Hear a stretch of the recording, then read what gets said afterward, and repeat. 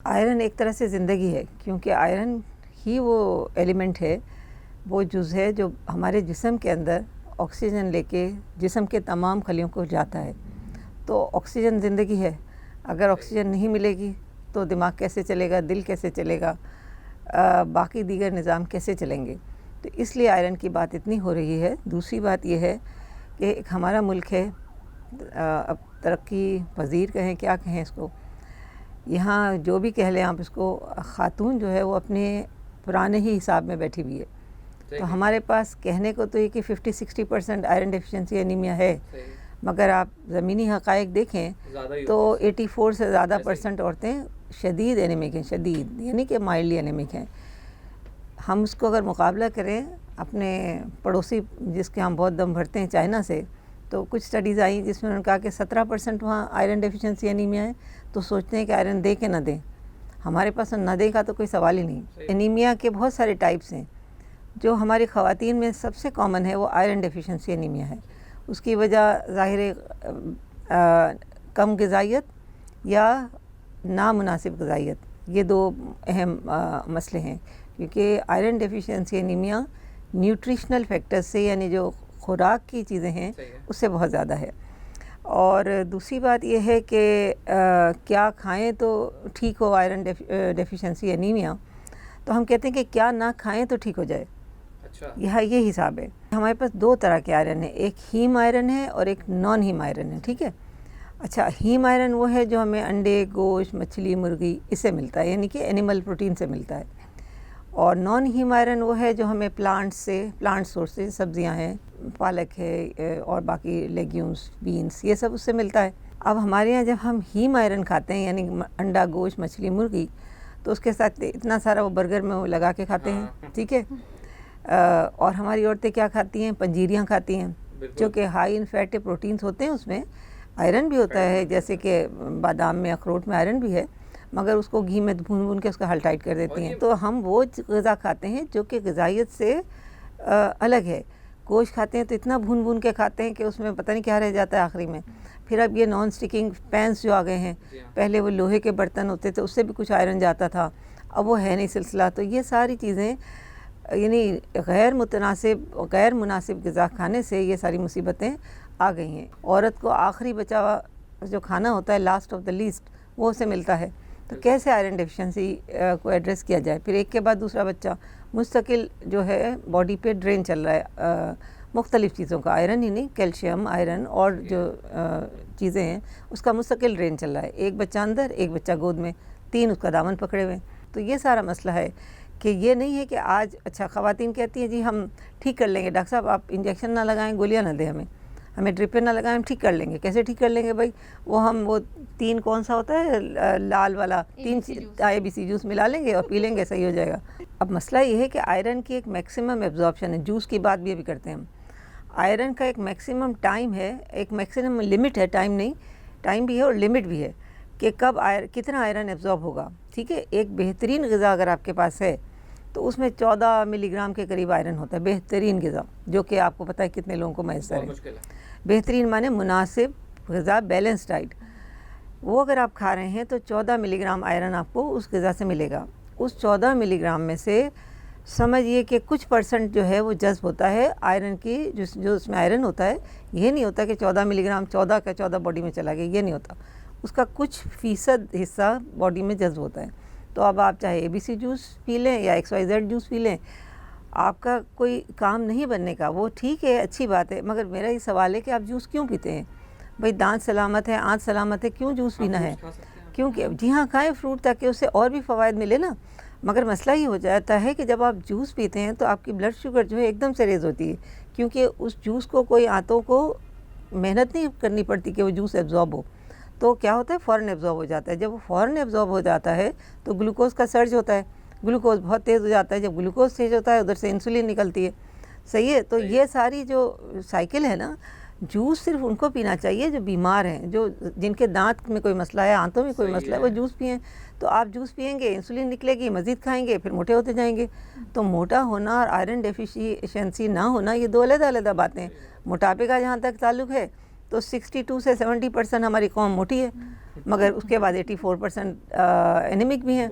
तो मोटापे का एनीमिया से ताल्लुक़ नहीं है। आपको ये कंटिन्यूसली कोई ना कोई आयरन की सप्लीमेंट लेनी है, ख़ास तौर से अगर वो औरत प्रेग्नेंट है। आपको तकरीबन 1000 मिलीग्राम एक्स्ट्रा चाहिए होता है। चलो 1000 ना सही तो 800 समथिंग तो चाहिए ही होता है एक प्रेगनेंसी में। तो अब ये सारा जमा करने के लिए आपने 4 दिन जूस पी लिया, 4 हफ्ते जूस पी लिया, तो दैट इज़ नॉट इनफ। एक सप्लीमेंटल हो सकता है, मगर एक कंटिन्यूस आयरन थोड़ा बहुत चाहिए होता है। शुरू के जो 3 महीने होते हैं ना प्रेगनेंसी के, उसमें किसी किस्म की आयरन, कैल्शियम, ये वो जब तक कि बेहद ज़रूरत नहीं है न लें। जो दवा लेनी है बहुत ज़रूरी है तो लें, सिवाय फॉलिक एसिड के। फॉलिक एसिड बच्चे के नशो नमा में हेल्प करती है और उसकी एबनॉर्मलिटीज़ को यानी रोकती है। तो इसलिए फॉलिक एसिड 5 मिलीग्राम की एक टैबलेट हमारी औरतों को ज़रूरी है 3 महीने पहले प्रेगनेंसी प्लान अगर कोई करता है तो, और 3 महीने बाद। औरतें क्या करती हैं कि आयरन की टैबलेट ली, कैल्शियम ली, बी कॉम्प्लेक्स ली, सब एक साथ फाँक ली सुबह नाश्ते के बाद, के फिर याद नहीं रहेगा। अब इसमें यह है कि चूँकि हम नाश्ते में आम तौर से चाय या ब्रेड लेते हैं या रोटी लेते हैं आटे की बनी हुई, तो जो ब्रेड और चाय में जो अज्जा हैं, जैसे फाइटिक एसिड ब्रेड में होती है, चाय में टैनिक एसिड होती है या कैफ़ीन होती है, तो ये आयरन को एब्जॉर्ब नहीं होने देती। तो उसका नतीजा होता है कि बिल्कुल ब्लैक स्टूल पास हो रहे होते हैं या आयरन एब्जॉर्ब ही नहीं होती है। बेहतर है कि दोपहर खाने से पहले लें। बहुत सी आयरन की प्रिपरेशन खाने से पहले एडवाइजेबल है। चंद एक ऐसी हैं जो कहते हैं कि खाने के बाद लें या खाने के साथ लें, मगर 90% of iron preparations they are advised कि इनको ये मशवरा दिया जाता है कि खाने से आधे घंटे 15 मिनट पहले ले लें। तेज़ाबियत का बड़ा मसला होता है ना प्रेगनेंसी में अभी, तो तेज़ाबियत की वजह से वो क्या करती हैं कि वो एंटासिड्स लेती रहती है ना, बहुत सारे एंटासिड बाजार में है तो वो लेती रहती हैं। तो जब एंटासिड लेंगी और साथ में आयरन लेंगी, आयरन हरगिज़ नहीं अब्जॉर्ब होगा। दूसरी बात ये है कि आयरन अक्सर औरतें दूध के साथ ले लेती हैं कि जी चलो दूध के साथ ले लें, ज़रा सीने पे जलन कम होगी, ज़रा गैस्ट्रिक प्रॉब्लम्स कम होगी तो दूध के साथ ले लें।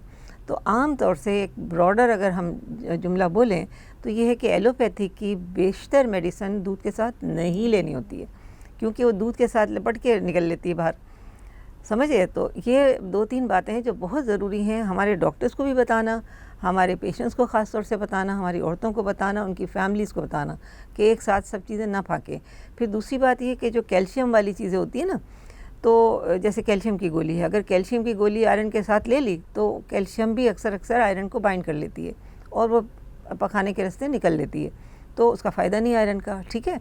और ये जो बात है कि ब्लैक स्टूल्स हो रहे हैं, तो अगर ब्लैक स्टूल्स हो रहे हैं तो ऑल्टरनेट डेज पे कर लें। अगर ये सारी चीज़ें आपने हटा दी कि चाय के साथ नहीं लिया, डबल रोटी के साथ नहीं लिया, कैल्शियम के साथ नहीं लिया, एंटासिड्स के साथ जो तेज़ाबियत वाली दवाएँ उसके साथ नहीं लिया, गैस की जो दवाएँ होती है उनके साथ नहीं लेना है, और फिर भी ब्लैक स्टूल हो रहे हैं तो एक दिन छोड़ के कर दें। हो सकता है कि इतनी आयरन की ज़रूरत ना हो, और एक दिन छोड़ के करने के बाद भी ब्लैक स्टूल्स आ रहे हैं तो फिर प्रिपरेशन को चेंज कर दें। तो ये मिथ है कि बच्चा मोटा हो जाएगा तो नॉर्मल डिलीवरी नहीं हो पाएगी, ठीक है ना, ये एक बड़ा मसला है। तो क्या करती हैं औरतें अपने आप ही अपने तय जब 3rd ट्राइमेस्टर में यानी 7वें 8वें महीने में पहुँचती हैं तो कैल्शियम भी बंद कर लेती हैं, आयरन भी बंद कर लेती हैं, हर चीज़ बंद कर लेती हैं, और वो इसीलिए कि बच्चा मोटा हो जाएगा। सही है। अब बच्चा अगर मोटा तो नहीं होता, एक तो पहली बात ये है। दूसरी बात ये है कि उस वक्त मैक्सिमम बच्चे को ज़रूरत होती है माँ की तरफ से ग़िज़ाइयत की, और इनमें ये जो एलिमेंट्स हैं आयरन, कैल्शियम, बी कॉम्प्लेक्स, इसकी भी मैक्सिमम, ख़ास तौर से आयरन और कैल्शियम की मैक्सिमम ज़रूरत होती है।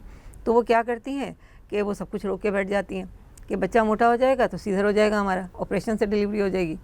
तो भाई बच्चा मोटा कैसे हो सकता है? कैल्शियम आयरन से बच्चा मोटा कैसे हो सकता है? समझ रहे ना। तो ये एक मिथ की वजह से लोग जो हैं आखिरी वक्त में जब सबसे ज़्यादा माँ को ज़रूरत है, क्योंकि देखिए आयरन की ज़रूरत अगर हम पहले 3 महीने, दूसरे 3 महीने और आखिरी 3 महीने, प्रेगनेंसी को 3 हिस्सों में हम डिवाइड करते हैं ना आमतौर से, 1st trimester, 2nd trimester, 3rd trimester. 1st trimester में आयरन की ज़रूरत जो होती है, मैंने कहा कि लेना भी नहीं चाहिए, और ज़रूरत 0.8% होती है, 0.8 मिलीग्राम्स के इतनी तकरीबन। और जब 2nd और 3rd ट्राइमेस्टर आता है तो 3 से लेके 8 मिलीग्राम तक आयरन की या 9 मिलीग्राम तक आयरन की रिक्वायरमेंट बढ़ जाती है। 3 मिलीग्राम से तकरीबन 8-9 मिलीग्राम्स पर डे रिक्वायरमेंट बढ़ जाती है। तो जब अगर इतनी रिक्वायरमेंट बढ़ रही है और उधर आपने रोक दिया तो क्या होगा? फिर वो भी बात मैंने आपको बताई कि एक डाइट आप खाएंगे जो बेहतरीन ग़िज़ा है जिसमें आयरन 14 मिलीग्राम है, उसमें से 4 मिलीग्राम डाइट से एब्जॉर्ब होता है, बाकी तो निकल लेता है। तो ये नहीं कि आज मैंने बहुत अच्छा खाना खा लिया तो बस आयरन मेरा हो गया। दूसरी बात ये कि हीम और नॉन हीम की जो मैंने बात बताई थी कि एक हीम आयरन है, एक नॉन हीम आयरन है। हीम आयरन वो है जो गोश्त, अंडा, मछली, मुर्गी, इससे होता है। इसको इसको कोई मीडियम की ज़रूरत नहीं है, यानी इसको विटामिन सी की ज़रूरत नहीं कि एब्जॉर्ब हो, लीमू की ज़रूरत नहीं कि एब्जॉर्ब हो, ये हो जाएगा एब्जॉर्ब अगर कोई ख़ास आंतों में मसला नहीं है। ठीक है, अगर नॉन हीम आयरन होगा, जैसे प्लांट प्रोटीन्स है, क्या कहते हैं, पालक है, ये गोलियां हैं, टैबलेट्स हैं, और ये क्या कहते हैं, बीन्स हैं, इन सब चीज़ों को एक मीडियम चाहिए कि वो एब्जॉर्ब हो जाएं, जिस्म में जज्ब हो जाएं। तो इसलिए हम कहते हैं कि भाई ऑरेंज जूस के साथ ले लो आयरन, ऑरेंज जूस के साथ ले सकते हैं, तो एब्जॉर्प्शन बेहतर हो जाती है उसकी। बाज़ आयरन में विटामिन सी भी डला होता है। कुछ ख़वातीन हमारी ये करती हैं कि खाली आयरन खाई चली जाती हैं, फॉलिक एसिड साथ में नहीं लेती, और ख़ास तौर से ये वो औरतें जो कि आयरन इंजेक्टेबल लगाती हैं, उनको फॉलिक एसिड लाजमी लेना है, वरना वो आयरन काम ही नहीं आएगा। तो आप देखिए, एक हफ्ते बाद करा के देखें रेटिकुलोसाइट काउंट, तो वो वैसे ही पड़ा होगा 0.1 के उसमें हिसाब में। जो रेड सेल है, जो लाल खलिया, उसको बनने में आयरन के साथ फॉलिक एसिड ज़रूरी चाहिए। फॉलिक एसिड नहीं होगा आयरन का, आप कितना भी दे दे कोई फ़ायदा नहीं है। एक और बात, जो तीसरा मिथ है, जो बहुत इंपॉर्टेंट मिथ है, वो कहते हैं कि कैप्सूल से तो सीने में जलन होती है, हमें शरबत दे दें, आयरन का शरबत दे दें, और बच्चों को भी आयरन की शरबत पिलाई चली जाती हैं। तो उसका नतीजा होता है कि बच्चों के दांत आपने देखे होंगे कत्ते कत्ते जैसे दांत होते हैं। वो इसीलिए होती है कि वो माएँ जो होती है ना फूड फैडिज़म का शिकार, तो वो आयरन सिरप देती रहती हैं खुद से। हमारे ख़ानदान में भी कुछ ऐसे नमूने हैं, और बच्चों के दांत बिल्कुल ब्राउन हो गए जैसे पान खाया हुआ बच्चा है।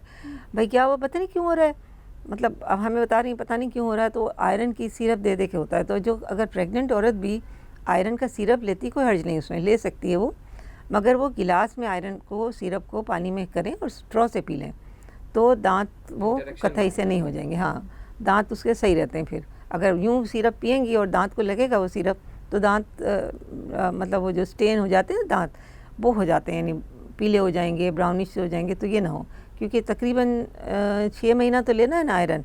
अगर पहले 3 महीने आपने छोड़ भी दिए, तो दरमियान के और आखिरी के 3 महीने तो आयरन इतना तो लेना है ना। फिर बाद दफ़ा डिलीवरी के बाद तक लेना होता है। तो फिर ये कि पानी में मिला लें उस सिरप को और उसको स्ट्रॉ से पी लें। आयरन डेफिशिएंसी हो या आयरन का इंटेक हो, मर्द औरत दोनों के लिए ज़रूरी है, ठीक है ना। मर्द को आप ट्रीट करें, उसको भी आयरन डेफिशिएंसी हो सकती है, प्रेगनेंसी तो नहीं हो सकती, आयरन डेफिशिएंसी हो सकती है। तो आपने एक फ़र्द को ठीक कर दिया। अगर औरत की सेहत को आप ठीक रखेंगे तो आप कुंबे को सही रखेंगे। तो ये याद रखिए। तो अपनी औरतों का ख्याल रखिए प्लीज़।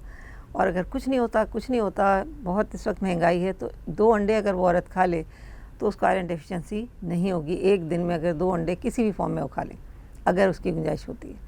तो अपने फ़र्द का तो ज़रूर ख्याल रखें, मगर कुंबे का ख्याल उससे ज़्यादा ज़रूरी है।